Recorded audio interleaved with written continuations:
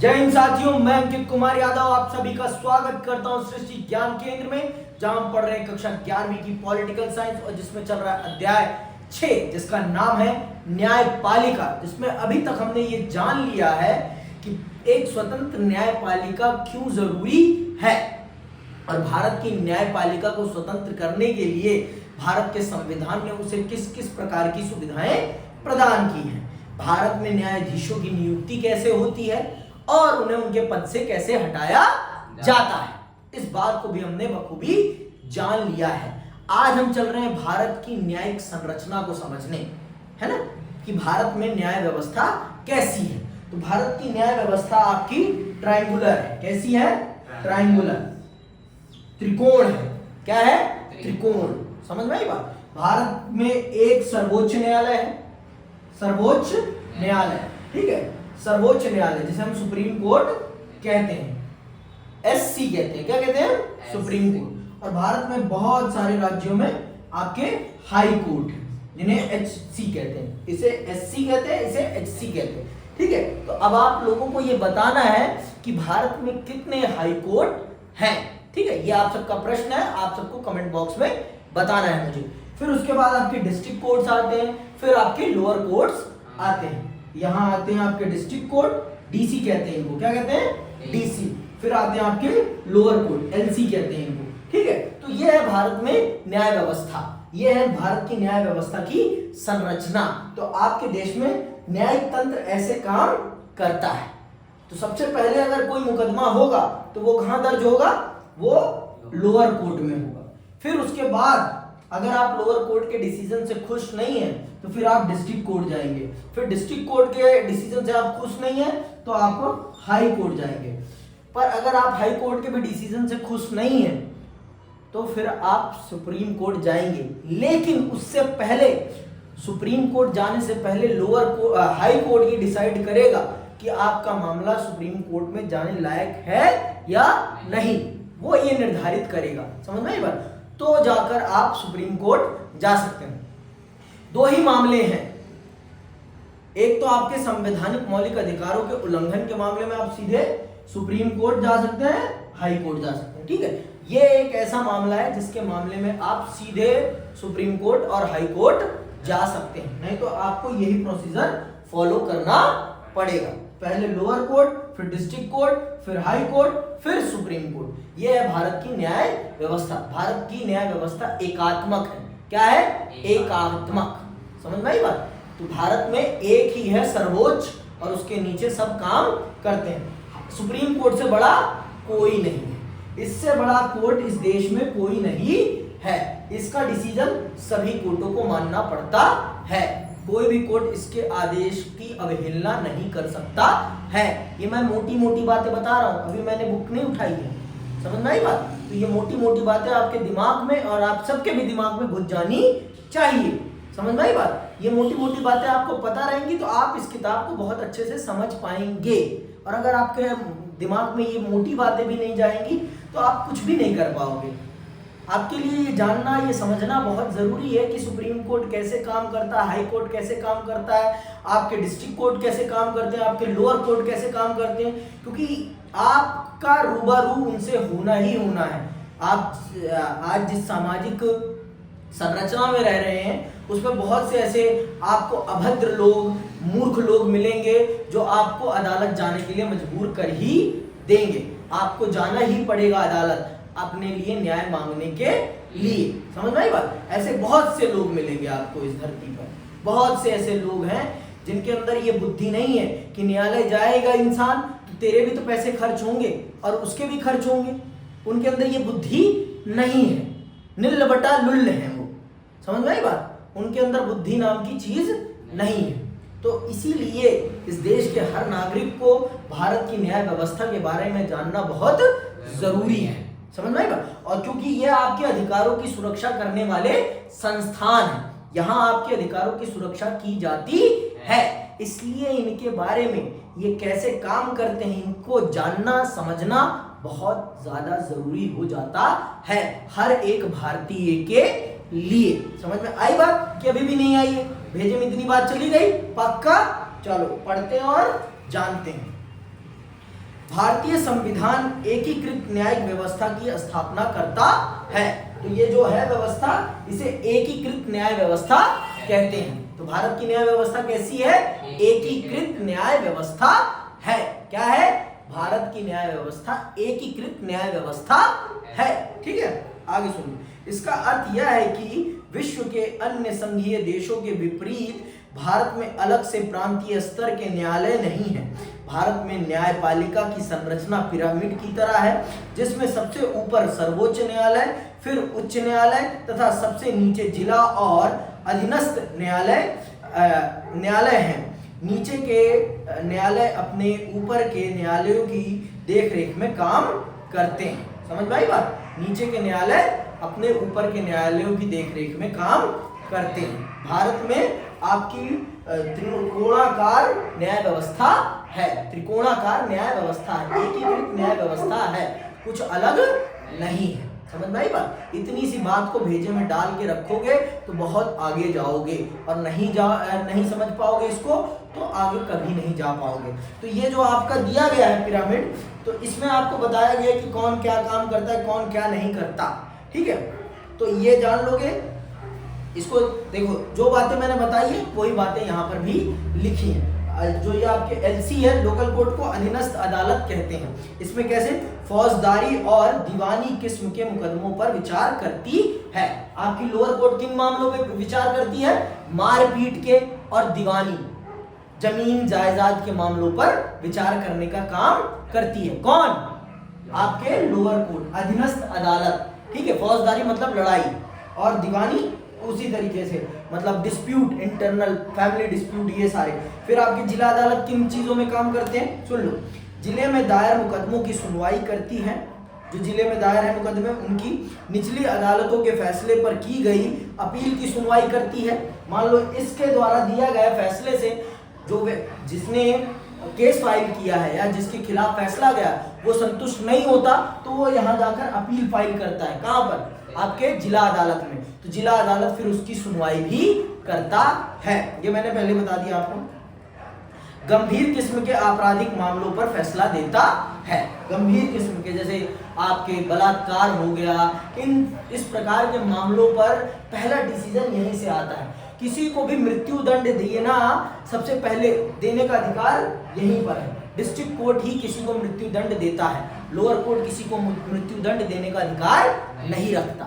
समझ में आई बात? लोअर कोर्ट में किसी को फांसी की सजा नहीं सुनाई जाती। फांसी की सजा सुनाने का पहला प्रोसीजर कौन करता है? District court. डिस्ट्रिक्ट कोर्ट में ही फांसी दी जाती है, लोअर कोर्ट में नहीं। ठीक है, आगे अब आते हैं उच्च न्यायालय क्या काम करता है, ये सुन लो।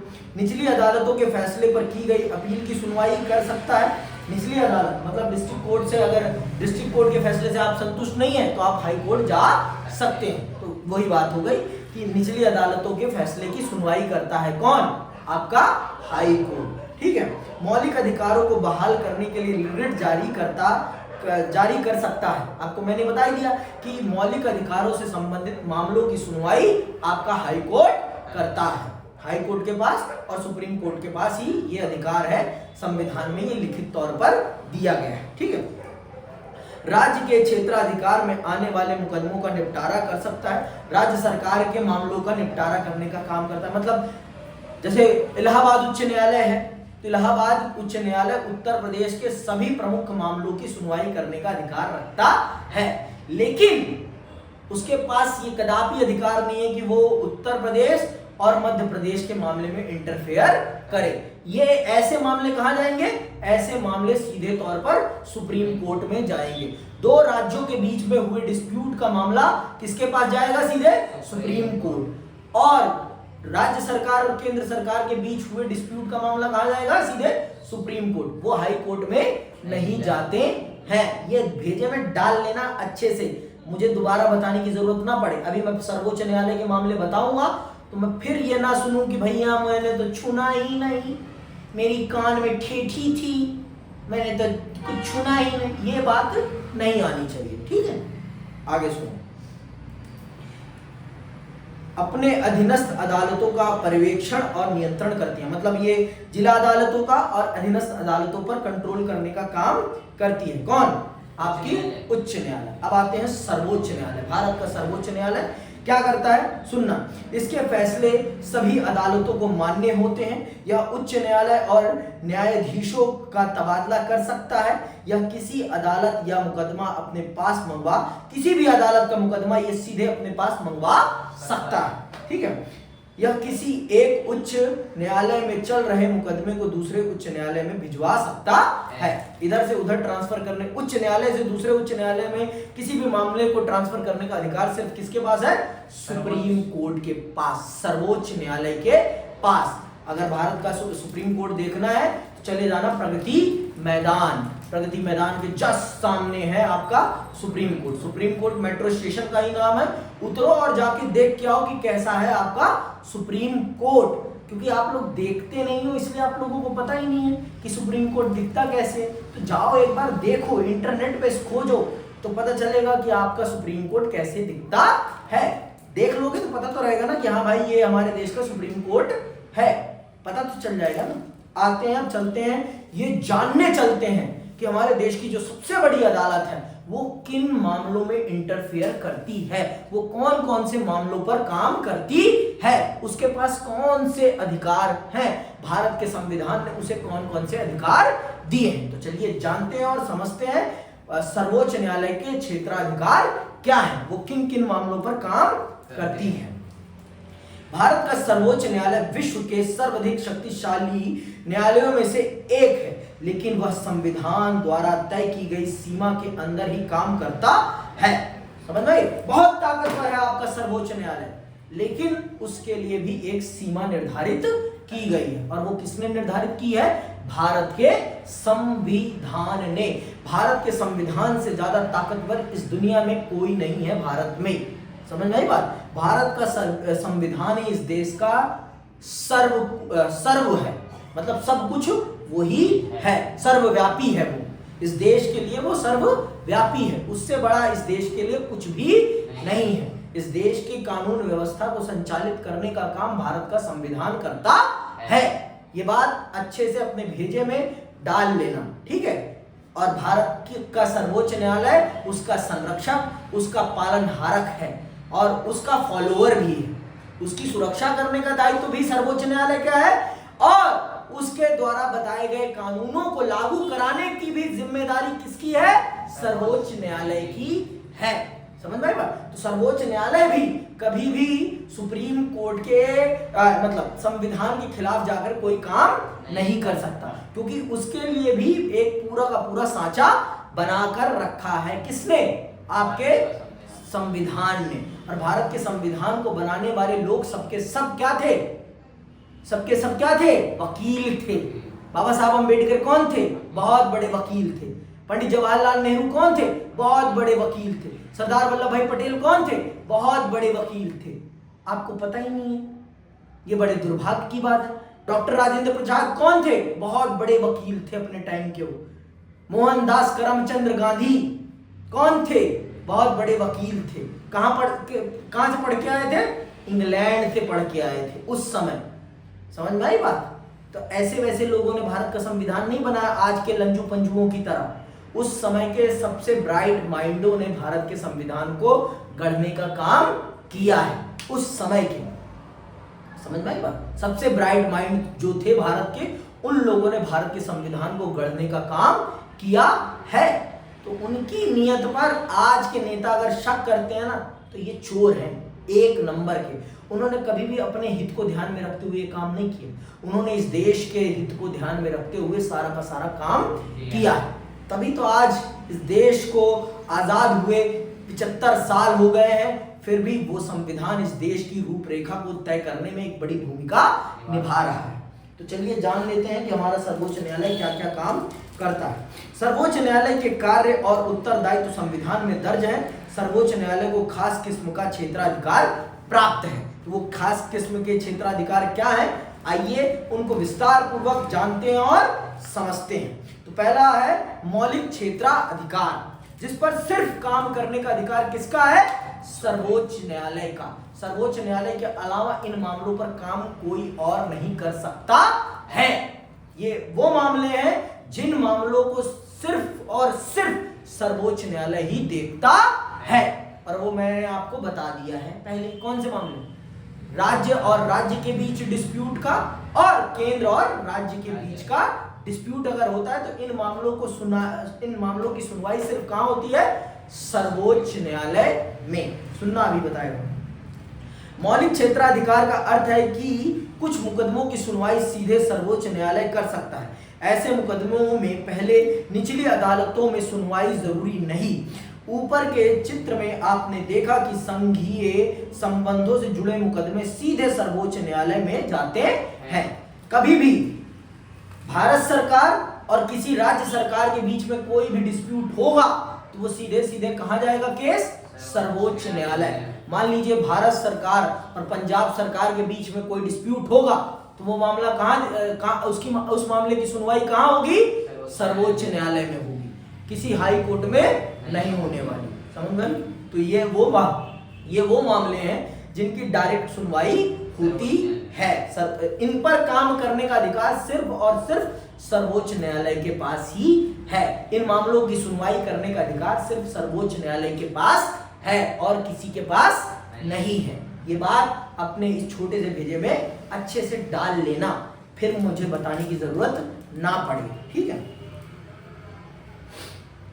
सर्वोच्च न्यायालय का मौलिक क्षेत्राधिकार उसे संघीय मामलों से संबंधित सभी विवादों में एक अंपायर या निर्णायक की भूमिका देता है।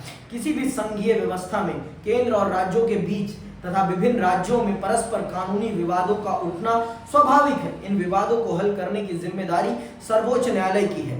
इसे मौलिक क्षेत्राधिकार इसलिए कहते हैं क्योंकि इन मामलों को केवल सर्वोच्च न्यायालय ही हल कर सकता है। तो इसीलिए इसको मौलिक क्षेत्राधिकार कहा गया है, क्योंकि इन मामलों पर डिसीजन देने का अधिकार सिर्फ और सिर्फ सर्वोच्च न्यायालय के पास है और कोई भी इस प्रकार के मामलों पर कोई निर्णय नहीं दे सकता है। ठीक है। इनकी सुनवाई ना तो उच्च न्यायालय और ना ही अधीनस्थ न्यायालयों में हो सकती है।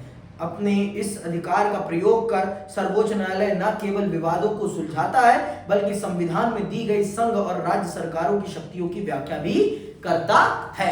तो ये जान लीजिए आप कि ये सिर्फ सर्वोच्च न्यायालय सिर्फ आपके इन मामलों को निपटाने का काम ही नहीं करता, वो संविधान की व्याख्या करने का काम भी करता है और दोनों सरकारों को उनकी सही ताकत बताने का काम भी करता है। कौन? आपका सर्वोच्च न्यायालय। ठीक है। अब आते हैं रिट संबंधी क्षेत्राधिकार। आपको पता है कि आपके मौलिक अधिकारों की सुरक्षा के लिए आप सीधे सर्वोच्च न्यायालय जा सकते हैं और सर्वोच्च न्यायालय आपके मौलिक अधिकारों को सुरक्षित करने के लिए क्या जारी करता है?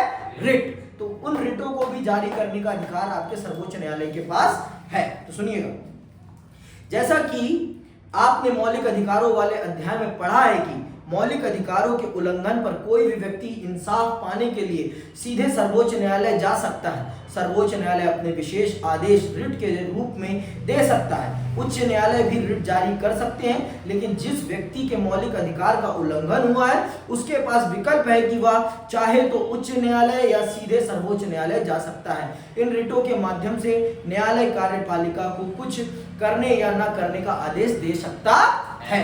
तो आपके मौलिक अधिकारों की सुरक्षा करने के लिए सर्वोच्च न्यायालय तत्पर है और आप अपने मौलिक अधिकारों की सुरक्षा के लिए आप हाई कोर्ट भी जा सकते हैं। अब ये आपके ऊपर है कि आप कहां जाना प्रेफर करते हैं। आप हाई कोर्ट जाएंगे या सुप्रीम कोर्ट जाएंगे। देखो, सुप्रीम कोर्ट तक आना ही बहुत मुश्किल है, इसीलिए लोग हाई कोर्ट ही ज्यादा प्रेफर करते हैं क्योंकि वो आपके राज्य में होता है और वहां पर आना जाना आपके लिए आसान होता है। और जो आपके हाई कोर्ट हैं वो आपके राज्य की भाषा में काम करते हैं। आपकी राज्य की जो ऑफिशियल लैंग्वेज होगी, जो कार्यालयीय भाषा होगी, उसमें काम करते हैं। लेकिन जो आपका सुप्रीम कोर्ट है वो सिर्फ और सिर्फ अंग्रेजी में काम करता है और ये मेरे देश के उन लोगों के साथ बहुत बड़ी नाइंसाफी है जिनके कर से सर्वोच्च न्यायालय चलता है। ये मैं मानता हूँ निजी तौर पर। इसे कृपया करके अदालत की अवमानना ना माना जाए। ये मेरा व्यक्तिगत विचार है कि भारत सरकार को और भारत के सर्वोच्च न्यायालय को भारत की भाषाओं में भी काम करना चाहिए, क्योंकि भारत का सिर्फ 10% या उससे भी कम लोग ही अंग्रेजी बोलते होंगे, और इस देश में जन सामान्य की भाषाओं में काम ना होना बहुत दुखद है, बहुत ही ज़्यादा दुखद। ये बड़े दुख की बात है कि हमारे देश में आज भी हम अपनी भाषाओं को वो सम्मान नहीं दे रहे हैं जो उनको मिलना चाहिए, जो मिलना चाहिए वास्तविक तौर पर नहीं मिल रहा। मैं इस देश के न्यायाधीशों से ये अपील करूंगा कि वो इस देश की भाषाओं को ज़्यादा महत्व दें, जिससे कि जन सामान्य आपसे ज़्यादा जुड़ सके। समझ में आई बात? आगे सुनिए, अगला कौन सा है?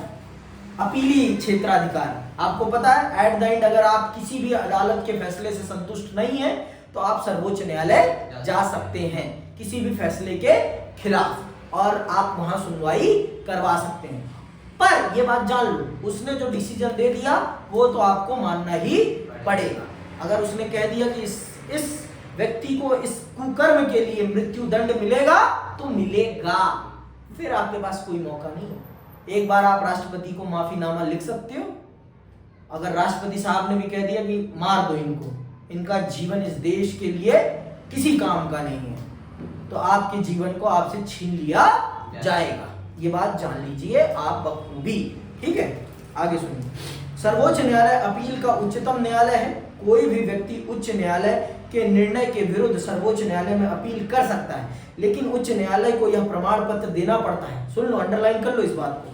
लेकिन उच्च न्यायालय को यह प्रमाण पत्र देना पड़ता है कि वह मुकदमा सर्वोच्च न्यायालय में अपील करने लायक है, अर्थात उसमें संविधान या कानून की व्याख्या करने जैसा कोई गंभीर मामला उलझा है। अगर फौजदारी के मामले में निचली अदालत किसी को फांसी की सजा दे दे तो उसकी अपील सर्वोच्च न्यायालय या उच्च न्यायालय में की जा सकती है। मौत की सजा पर आप सर्वोच्च न्यायालय आ सकते हो, क्योंकि वहां पर आपके मौलिक अधिकार को आपसे छीना जा रहा है। जीवन के अधिकार, जीवन का अधिकार क्या है? आपका मौलिक अधिकार है, तो इसलिए आप जा सकते हैं। अगर आपको फांसी की सजा सुनाई गई है तो, समझ में आई बात? आपको जिला अदालत से या फिर हाई कोर्ट से, उच्च न्यायालय से आपको मृत्यु दंड दिया गया है, तो आप सर्वोच्च न्यायालय जाकर इस चीज की अपील कर सकते हैं। लेकिन हर मामले में आप मुंह उठाकर सर्वोच्च न्यायालय नहीं आ सकते। सर्वोच्च न्यायालय तभी आप आ सकते हैं जब हाई कोर्ट आपको इस चीज की परमिशन दे, आपको ये सर्टिफिकेट प्रोवाइड करे कि आपका मामला सर्वोच्च न्यायालय में जाने लायक है, तभी आप अपील कर सकते हैं। नहीं तो आप मुंह उठाकर कबूतर की तरह सुप्रीम कोर्ट में आकर अपना केस फाइल नहीं कर सकते। अगर वो मौलिक अधिकार से संबंधित नहीं है तो मौलिक अधिकार से संबंधित मामले में ही आप सीधे सुप्रीम कोर्ट जा सकते हैं, और किसी मामले में नहीं। बेफजूल में तो नहीं जा सकते, ठीक है? क्योंकि उसके बाद बहुत सारे काम हैं, ठीक है? यदि किसी मुकदमे, ये तो पढ़ दिया। अपीली क्षेत्राधिकार का मतलब यह है कि सर्वोच्च न्यायालय पूरे मुकदमे पर पुनर्विचार करेगा और उसके कानूनी मुद्दों की दोबारा जांच करेगा। यदि न्यायालय को लगता है कि कानून या संविधान का वह अर्थ नहीं है जो निचली अदालतों ने समझा, तो सर्वोच्च न्यायालय उनके निर्णय को बदल सकता है तथा इसके साथ उन प्रावधानों की नई व्याख्या भी दे सकता है। उच्च न्यायालयों को भी अपने नीचे की अदालतों के निर्णय के विरुद्ध अपीली क्षेत्राधिकार है। ये मैंने आपको पहले ही बता दिया है, ठीक है? सलाह संबंधी क्षेत्राधिकार। अब आते हैं सलाह संबंधी क्षेत्राधिकार पर। मैंने आपको बता ही रखा है कि भारत के राष्ट्रपति को कानूनी सलाह मांगने पर सर्वोच्च न्यायालय को उन्हें कानूनी सलाह देनी पड़ती है। कोई बाउंडेशन नहीं है फिर भी। लेकिन देखो, देश का महामहिम, देश का प्रथम व्यक्ति आपसे कुछ पूछ रहा है तो आप नहीं बताओगे ना, तो वही चीज है। तो सलाह का भी अधिकार है। जरूरी बाउंडेशन इनके ऊपर कोई नहीं है कि ये सलाह दे ही, लेकिन भाई प्रोटोकॉल है, आपसे बड़ा पद का व्यक्ति है वो। भाई इस देश में अगर सबसे बड़ा पद किसका है भाई? महामहिम का है ना? महामहिम अभी कौन है? द्रौपदी मुर्मू जी है, ठीक है? महामहिम द्रौपदी मुर्मू जी है। तो अगर वो मांगती हैं सलाह चीफ जस्टिस ऑफ इंडिया से, तो वो उन्हें सलाह देंगे ही देंगे, वो उनको सलाह देंगे ही देंगे, पर कोई बाध्यता नहीं है उनके ऊपर कि सलाह दे ही, अगर उन्होंने मांगा तो उनको देना ही पड़ेगा। लेकिन एक प्रोटोकॉल होता है ना, एक पद प्रतिष्ठा भी होती है। अब पापा आपसे बोलेंगे बेटा पानी ला दे, आप ला के नहीं दोगे, आपके मन के ऊपर है ना कि आप दो या ना दो, वो अलग बात है, लेकिन सम्मान तो है ना कि पापा ने मांगा यार देना तो है। वही बात है यहाँ पर भी, यहाँ पर भी वही पिता और पुत्र का रिश्ता है। वो देखो कुछ भी हो, इस देश का महामहिम सबसे बड़ा है, सबसे बड़ा, उससे बड़ा कोई नहीं है। उसका पद ही इस देश का सर्व प्रमुख पद है, चाहे उसके पास ताकत नील बटा सन्नाटा हो, लेकिन वो सबसे बड़ा पद है तो है, कहने के लिए है तो है, और उसका सम्मान करना इस देश के हर नागरिक का कर्तव्य है। अगर आपने उनके सम्मान में गुस्ताखी की तो आपके जीवन के साथ गुस्ताखी हो जाए तो इसमें कोई बड़ी बात नहीं होगी। समझ में आई बात? इतनी जान लो आप। आगे सुनो, मौलिक और अपीली क्षेत्राधिकार के अतिरिक्त सर्वोच्च न्यायालय का परामर्श संबंधी क्षेत्राधिकार भी है। परामर्श मतलब सलाह देने का। इसके अनुसार भारत का राष्ट्रपति लोकहित या संविधान की व्याख्या से संबंधित किसी विषय को सर्वोच्च न्यायालय के पास परामर्श के लिए भेज सकता है, लेकिन ना तो सर्वोच्च न्यायालय ऐसी किसी विषय पर सलाह देने के लिए बाध्य है और ना ही राष्ट्रपति न्यायालय की सलाह मानने को। दोनों के ऊपर कोई बाध्यता नहीं है कि वो उनको सलाह दे और उनके द्वारा सलाह दी गई बात को माना ही जाए राष्ट्रपति के द्वारा।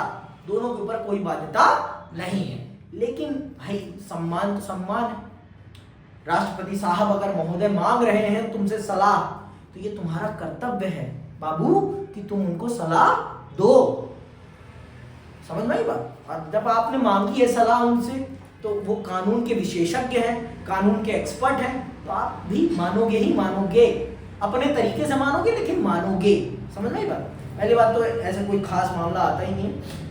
फिर सर्वोच्च न्यायालय के परामर्श देने की शक्ति की क्या उपयोगिता है? इसकी दो प्रमुख उपयोगिताएं हैं। क्या है जरूरत? अगर नहीं मानना तो देने की क्या जरूरत है? सुनना, क्या जरूरत है? पहली, इससे सरकार को छूट मिल जाती है कि किसी महत्वपूर्ण मामले पर कार्रवाई करने से पहले वह अदालत की कानूनी राय ले ले। बाद में मामला फंसे उससे पहले ही ले लो अदालत की राय। भाई बाद में अगर मामला फंसेगा तो जाएगा कहाँ मामला? अदालत ही तो जाएगा ना। इससे पहले ही पूरे कानूनी पेज पाँच को समझ लो कि इसमें क्या कोई गलती है या नहीं है। कोई भी कानून एट द एंड तभी बनेगा ना जब राष्ट्रपति साहब उस पर गुग्गी कर देंगे।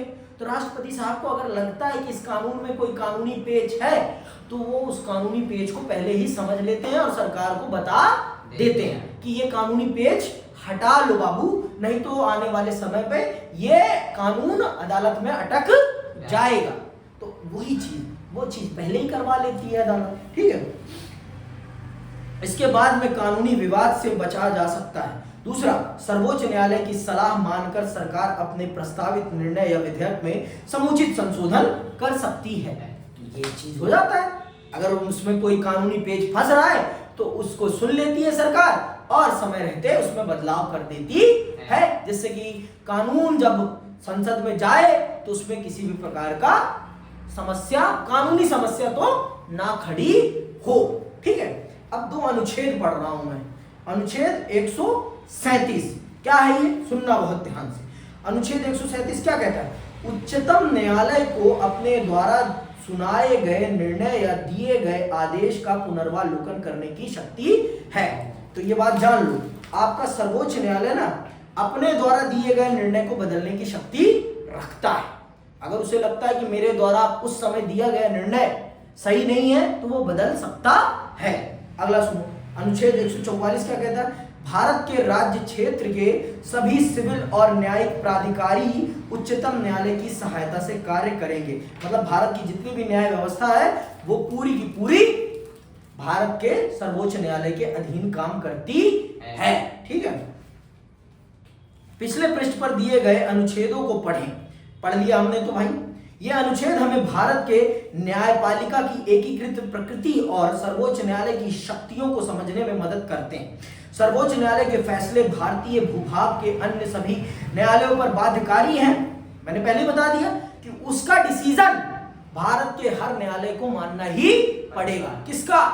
सर्वोच्च न्यायालय का। सर्वोच्च न्यायालय का हर एक डिसीजन आपको मानना ही मानना है। आप उसकी अवहेलना नहीं कर सकते हैं किसी भी कीमत पर।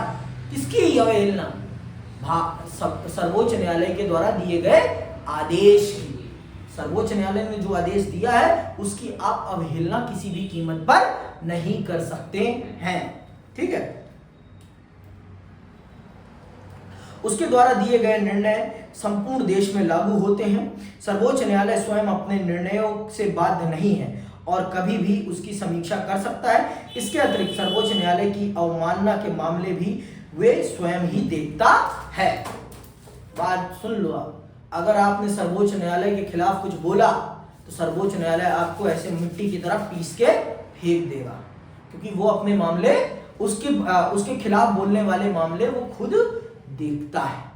और अगर उसे लगता है कि इस व्यक्ति ने उसके सम्मान के खिलाफ जाकर कुछ बोला है, फिर उसकी जो बैंड बजाएगा सर्वोच्च न्यायालय ना, वो कोई कहने वाली बात नहीं है। वो कोई कहने वाली बात नहीं है। समझ में आई बात? सर्वोच्च न्यायालय के खिलाफ कभी गलती से भी मत बोलना, गलती से भी नहीं बोलना है। ठीक है, नहीं तो आपके जीवन की रूपरेखा कैसे बदल जाए कोई पता नहीं है, कोई पता नहीं है। और मैंने आपको पहले बता दिया, सर्वोच्च न्यायालय अपने निर्णयों पर बाध्य नहीं है। वो अगर उसे लगता है कि समय के साथ ये निर्णय मेरा गलत है तो वो बाद में उसे बदल भी सकता है। तो ये है आपके सर्वोच्च न्यायालय की ताकत। इतना ज्यादा ताकतवर है आपका सर्वोच्च न्यायालय। ठीक है, अब हम अगली क्लास में न्यायिक सक्रियता पढ़ेंगे कि न्यायिक सक्रियता ने इस देश को किस प्रकार से न्याय मुहैया कराया है, आपकी अदालतों ने किस प्रकार से लोगों के जीवन को सुधारा है। ये हम अगली क्लास में पढ़ेंगे। तो आज की क्लास यहीं समाप्त करता हूं मैं, और मैं आप सबसे विदा लेता हूं। जय हिंद, जय भारत।